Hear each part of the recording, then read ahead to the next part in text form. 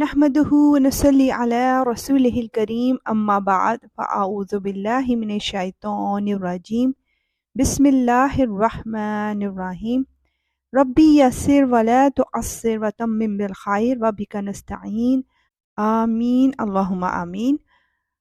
السلام علیکم ورحمۃ اللہ وبرکاتہ.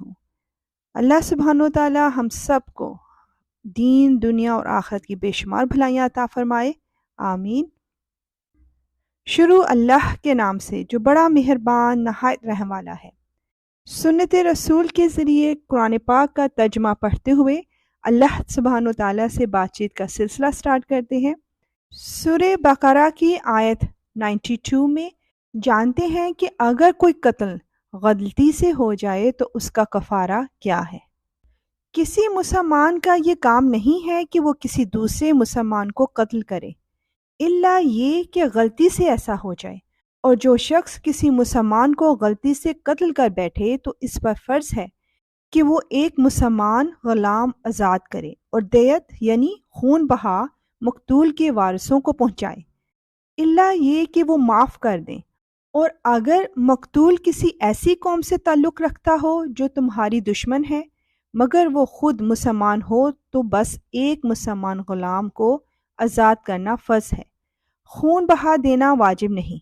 اور اگر مقتول ان لوگوں میں سے ہو جو مسلمان نہیں مگر ان کے اور تمہارے درمیان کوئی معاہدہ ہے تو بھی یہ فرض ہے کہ خون بہا اس کے وارثوں تک پہنچایا جائے اور ایک مسلمان غلام کو آزاد کیا جائے.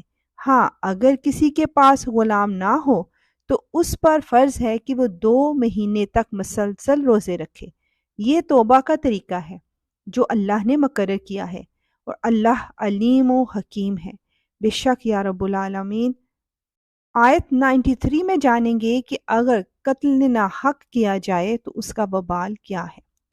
اور جو شخص کسی مسلمان کو جان بوجھ کر قتل کرے تو اس کی سزا جہنم ہے جس میں وہ ہمیشہ رہے گا، اور اللہ اس پر غضب نازل کرے گا اور لعنت بھیجے گا، اور اللہ نے اس کے لیے زبردست عذاب تیار کر رکھا ہے.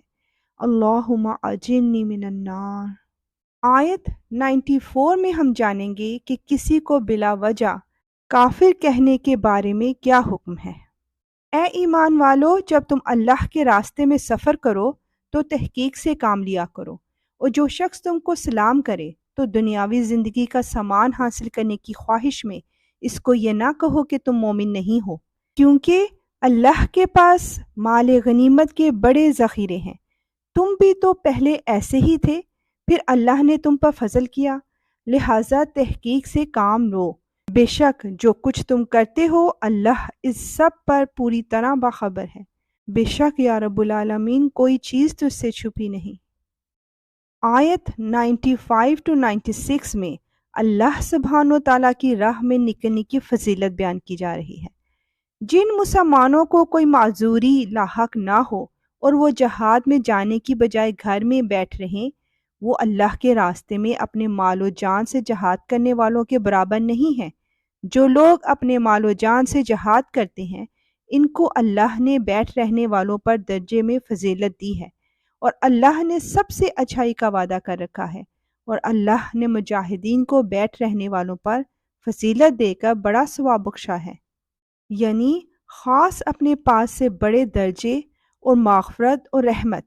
اور اللہ بہت بخشنے والا بڑا مہربان ہے. یا رب العالمین تو ہم سب پر اپنی رحمت کے دروازے کھول دے. آیت 97 to 99 میں اللہ تعالیٰ کی راہ میں ہجرت نہ کرنے والوں کا انجام بتایا جا رہا ہے. جن لوگوں نے اپنی جان پر ظلم کیا تھا اور اسی حالت میں فرشتے ان کی روح قبض کرنے آئے تو بولے تم کس حالت میں تھے؟ وہ کہنے لگے کہ ہم تو زمین میں بے بس بنا دیے گئے تھے.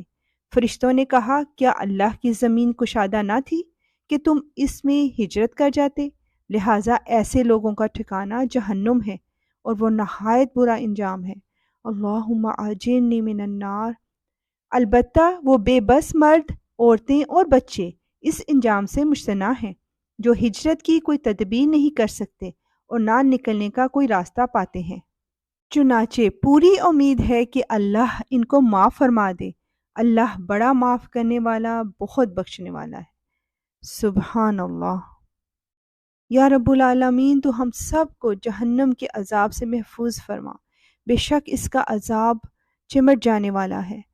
یا اللہ، مانوس کر دے ہماری وحشتوں کو ہماری قبروں میں، اور قرآن کی وجہ سے ہم پر رحم فرما، اس کو ہمارے لیے نور، ہدایت اور رحمت کا ذریعہ بنا۔ یا اللہ، جو ہم بھول جائیں ہمیں یاد کروا دینا، اور وہ کچھ ہمیں سکھا دے جو ہمیں معلوم نہیں۔ دن کی گھڑیوں میں، رات کی گھڑیوں میں تلاوت کی توفیق عطا فرما، اور اس کو ہمارے لیے دلیل بنا دے۔ آمین۔ انشاءاللہ ملیں گے نیکسٹ آیات کے ساتھ۔ اب اجازت، وآخر دعوانا ان الحمدللہ رب العالمین۔ سبحانک اللہم وبحمدک، اشہد ان لا الہ الا انت، استغفرک واتوب الیک۔ السلام علیکم ورحمۃ اللہ وبرکاتہ۔